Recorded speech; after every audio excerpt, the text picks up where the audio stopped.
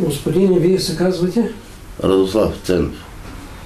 Така, преди да дойдете при мен, сте имали здравословни проблеми. Да, и чувствам подобрение, ви казах. Така. Как се чувствахте преди да дойдете? Ами почти не може да стоя прав. Изтръпва ми кръста, Да.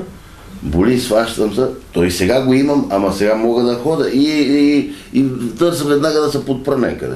А преди не можехте да ходите? Хода, ама с трудност. Да. И се изморявах бързо. Да. А сега каква е разликата?